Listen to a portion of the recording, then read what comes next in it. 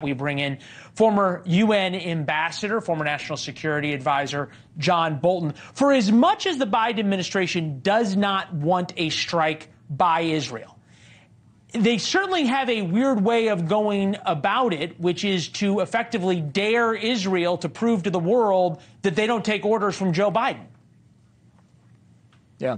Look, it's reprehensible that the Biden administration would not support a retaliatory strike. And today they've been leaking all these indications that it'll be a very limited strike and so on. They're trying to psychologically get the Israelis not to do what, in fact, they need to do. I don't have any inside information what Israel's response is going to be, but it should come soon. As you say, it might be tonight. I don't think so, probably tomorrow or the next day. They shouldn't wait as long as Iran did after the attack on Quds Force leaders in Damascus on April the 1st.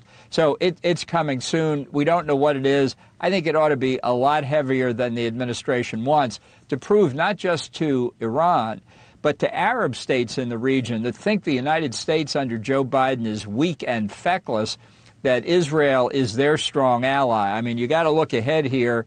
After this is over, they want the Gulf Arab states on their side. The Gulf Arab states want to be on their side. And one way to prove that Israel is reliable, even if Joe Biden and the Americans under him are not, is to have a very strong response here. Interesting note, just this coming out from Barak Ravid at Axios. White House National Security Advisor Jake Sullivan says the U.S. will impose new sanctions targeting Iran, its missile and drone programs, and new sanctions against entities supporting the Islamic Revolutionary Guard and Defense Ministry. I guess the question would be, why weren't those already in place after October 7th? Yeah. Listen, every time in my service in government we've imposed sanctions on a country, we always find out there are more sanctions you could impose. The way you do sanctions is massively, strictly enforced, no exceptions, to bring the adversary's economy to its knees. The Biden administration loosened up on the sanctions imposed after we got out of the nuclear deal. Iran's sales of oil internationally, and particularly to China, are back at the levels they were after the nuclear deal was in effect. I mean, it's the Biden administration that's allowed Iran over the past 3 years to earn the revenues that are now being spent on Hamas, Hezbollah, the Houthis, the Shia militia groups in Iraq and Syria, on the ballistic missile programs and drone programs that struck Israel last night, on the Iran nuclear program. We should try to, the objective should be to bring Iran's economy to its knees. Look, and to be fair, I know you had your own disagreements with Donald Trump, but he effectively did that, or at least brought the Iranian economy to the point that funding terror all around the world was more difficult. Here's just some of the comments from the former president when he was president.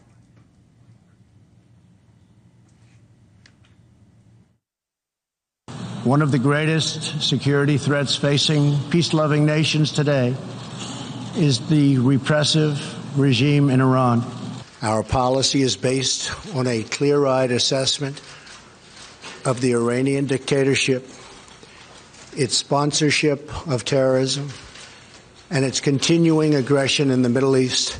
When I look at the Iran deal and how bad a deal it is for us, it's a one-sided transaction where we're giving back $150 billion to a terrorist state.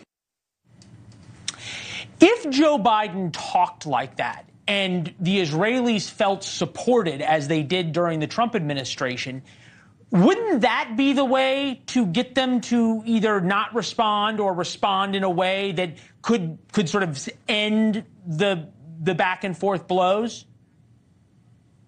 Listen, I think it's a significant contributing factor to Iran's decision to launch at least 320 drones and missiles at Israel that the Biden administration had been undercutting the Israeli government for weeks beforehand, trying to show division, trying to placate the left wing of the Democratic Party here at home.